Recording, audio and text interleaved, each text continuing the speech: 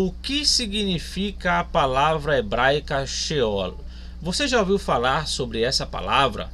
Com certeza já, né? Eu acredito que a grande maioria das pessoas já ouviram falar. Mas, se você nunca ouviu falar, você vai ouvir neste vídeo. Eu vou trazer para você o significado dessa palavra e também os diversos usos que essa palavra tem dentro do Antigo Testamento. Geralmente existe uma discussão entre os teólogos aniquilacionistas e os teólogos imortalistas. Há quem aplique essa palavra ao conceito de inferno, né, a palavra que nós temos em português. E muitas traduções em português traduzem essa palavra como inferno. Será que essa tradução é adequada?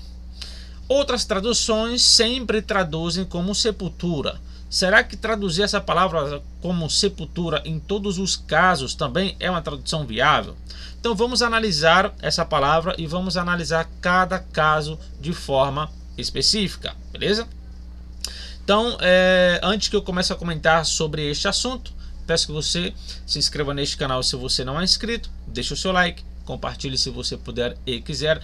Caso você tenha interesse de fazer um curso de hebraico bíblico, aqui na parte de membros deste canal, nível 2, você paga apenas R$20 mensais e você terá um curso disponível de hebraico bíblico. Já estamos aí no módulo 5 falando sobre os verbos fracos, beleza? Então, caso você queira fazer parte, é só você assinar aqui a parte de membros nível 2 e automaticamente você já entra também para os conteúdos exclusivos do nível 1, que é falando sobre as variantes textuais do livro do Apocalipse. No caso, cada versículo estamos examinando cada variante. Beleza?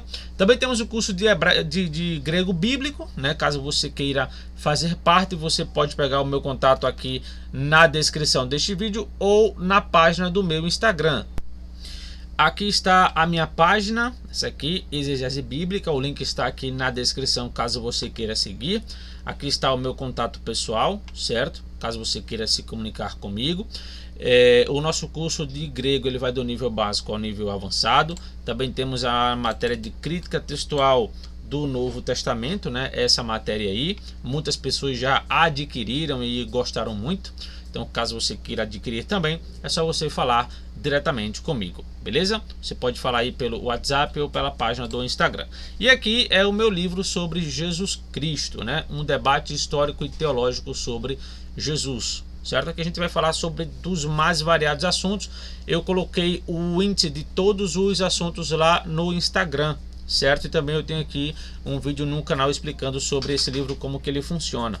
Ele tem 337 páginas, então caso você queira adquirir, você pode falar diretamente comigo também. Beleza? Então é isso, vamos lá para o tema do nosso vídeo. Bom, gente, o que acontece? A palavra Sheol, que é uma palavra hebraica, ela tem algumas discussões, né? Principalmente teológica, onde existem pessoas que acreditam que essa palavra ela significa para onde os mortos vão, no caso a parte espiritual desse morto. Outros acreditam que não tem nada a ver com parte espiritual, ela tem a ver com a matéria, para onde a matéria física, quando ela morre, ela vai, no caso a sepultura. Aqui eu tenho o dicionário hebraico do Luiz Alonso Schockel, né, que é essa obra aqui de hebraico bíblico, lá na página 651, caso você tenha esse léxico, né, aí você pode abrir lá na página 651, que ele vai trazer uma série de significados. Aqui ele vai falar, né, reino da morte, morte, túmulo, tumba, sepulcro, sepultura, cova, enfim, então ele vai trazer aqui essas definições, tá? Outros léxicos também, como o léxico do William Holiday, esse aqui, né? Ele também vai trabalhar nessa perspectiva. No caso, ele vai falar sobre o mundo dos mortos, né? O mundo dos mortos, no caso, ele pode ser interpretado como a própria sepultura. Por quê? Porque os mortos vão para onde? A sepultura. Então, a sepultura é o mundo dos mortos, né? Então, essa é a ideia. Agora, o que acontece? O problema não é o significado desse termo. O significado ele parece muito preciso. Sepultura, cova, túmulo, a mundo dos mortos. Só que existem alguns casos em que são mais complicados, né, para você chegar a uma conclusão única, de significado único, né? Porque se você pegar, por exemplo, a tradução do Novo Mundo, ela sempre traduz essa palavra como sepultura, né? Se não me engano, né, ou em praticamente todos os casos, ela coloca como sepultura. Se eu não me engano, há algumas exceções, tá? Mas geralmente ela usa como sepultura. E outras traduções colocam como inferno, que é um significado completamente inadequado. Se é um significado inadequado para essa palavra não significa inferno, até porque na concepção deles, né, do Antigo Testamento, a doutrina do inferno ainda não estava desenvolvida. Então, como é que eles estavam falando de algo que na concepção deles nem existia ainda? Então, é uma questão que não me parece plausível. E o segundo ponto é traduzir essa palavra com um significado único sempre. Isso acaba trazendo um problema na própria tradução desse termo, como vamos ver agora.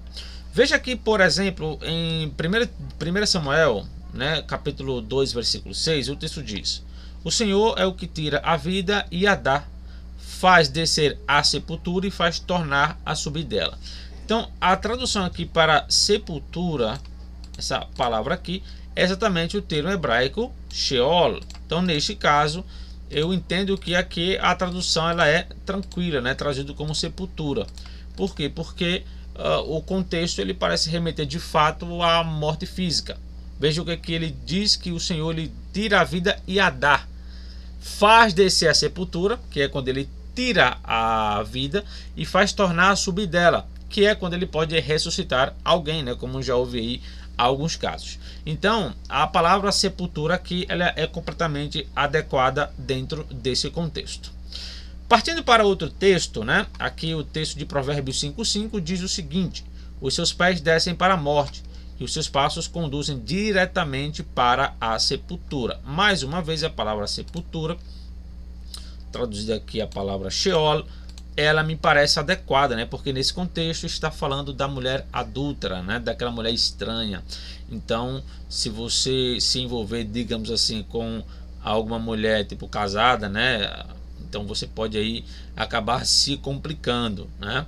Então o texto diz que os seus pés descem para a morte e os seus passos conduzem diretamente para a sepultura. E de fato isso tem acontecido muito, né?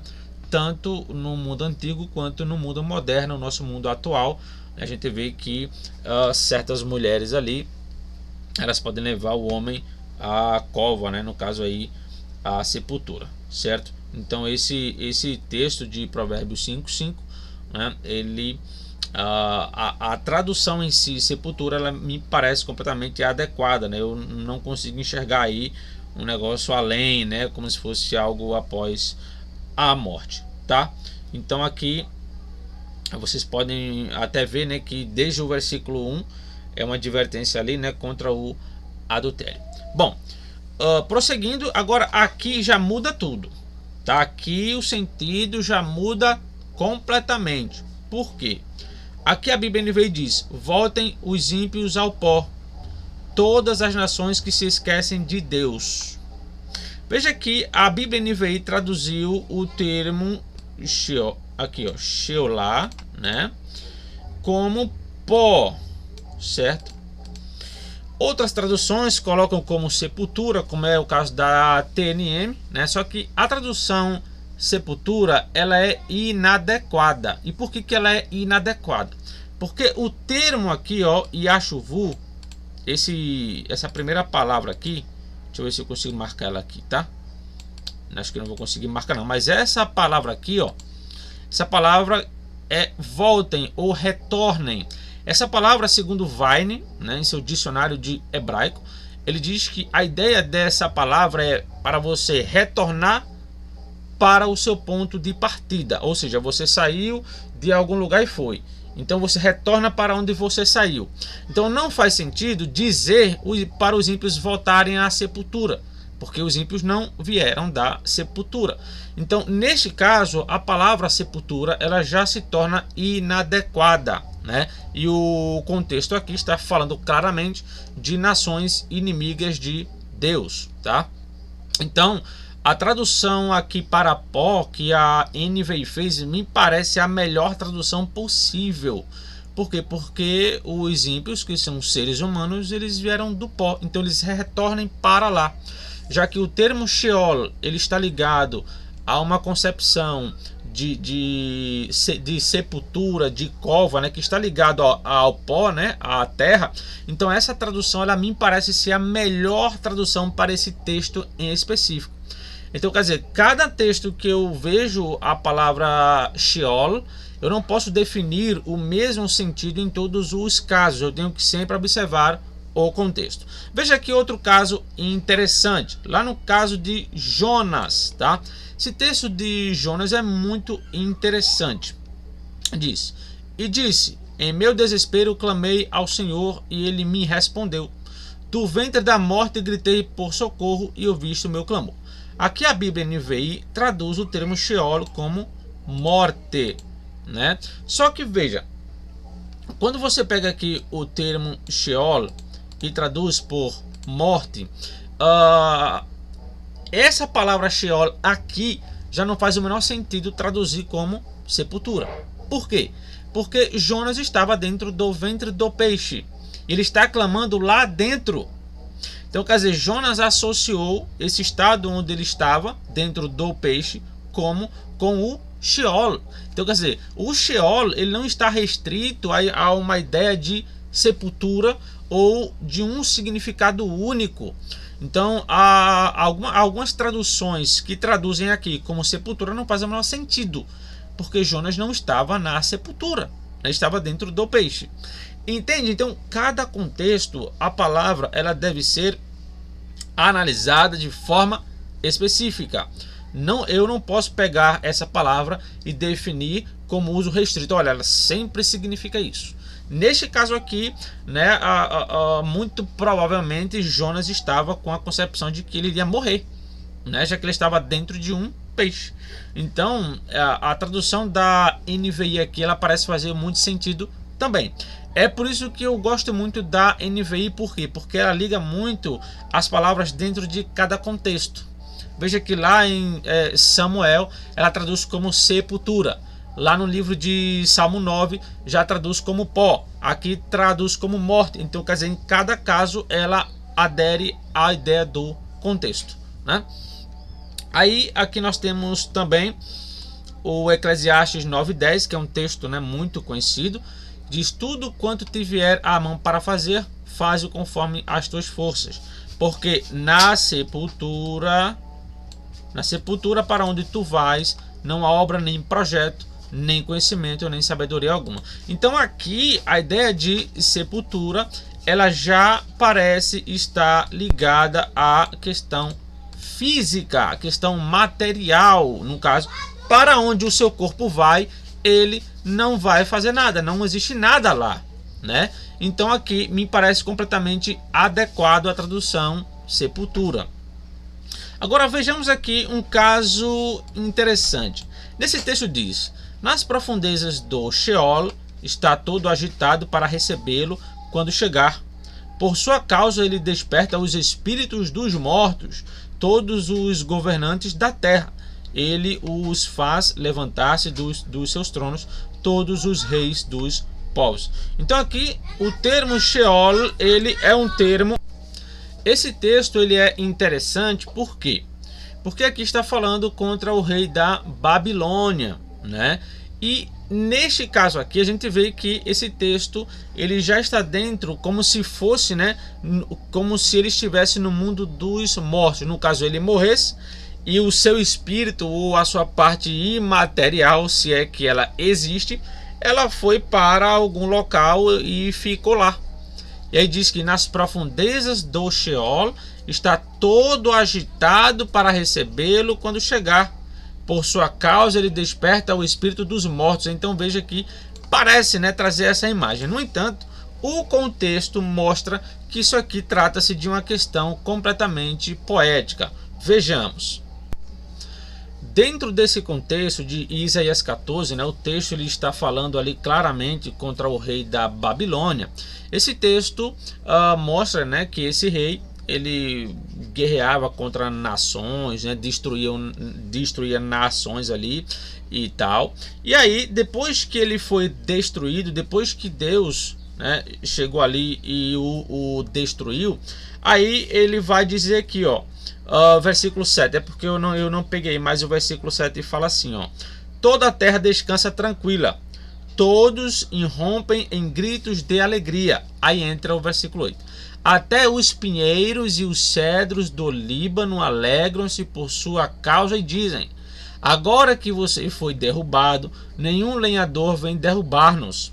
Nas profundezas, o Sheol está todo agitado para recebê-lo quando chegar. Por sua causa, ele desperta os espíritos dos mortos, todos os governantes da terra. Ele os faz levantar dos seus tronos, todos os reis dos povos.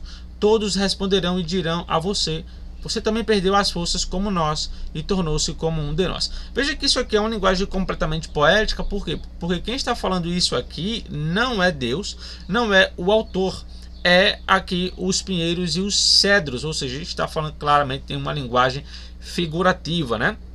E a diz: sua soberba foi lançada na sepultura, junto com o som das suas liras, sua cama é de larvas, sua coberta de vermes.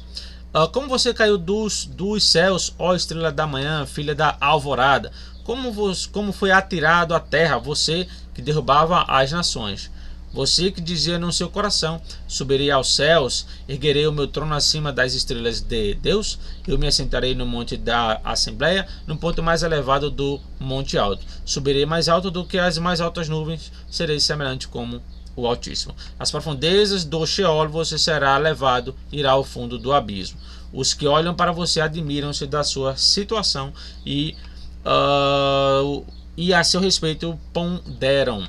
Esse homem que fazia tremer a terra, abalava os reinos, fez todo mundo um deserto, conquistou cidades e não deixou que os seus prisioneiros voltassem para casa. Então veja que toda essa descrição é feita pelos pinheiros e os cedros do Líbano, claramente uma linguagem poética. Então veja, não é o autor quem está falando isso e muito menos Deus, é uma linguagem poética relacionada a esse rei, né, para dizer ali que por causa da sua soberba ele caiu. E aí coloca-se ele dentro de uma imagem como se ele estivesse num outro mundo, né? Mas é que é difícil você dizer que isso aqui é literal quando o próprio versículo 8 mostra que quem está falando ali não é Deus e nem o próprio autor. Bom, então assim, essa palavra ela só pode ser definida em cada contexto específico. Eu não posso definir essa palavra como: olha, a palavra significa isso aqui sempre. Não posso fazer isso. Eu tenho que olhar o contexto. Olha, nesse contexto ela significa isso. Nesse contexto ela pode ter essa ideia. Nesse contexto ela pode ser assim. Então, quer dizer, a palavra ela tem que ser sempre analisada dentro do seu contexto, certo? Então, nunca fora dela. Então, essa aqui é uma palavra que a gente tem que ter um certo cuidado para analisar, certo? Para não pegar aquele significado único e atribuir a todos os textos, beleza? Então é isso, que Deus abençoe a todos, espero vocês no próximo vídeo e até lá!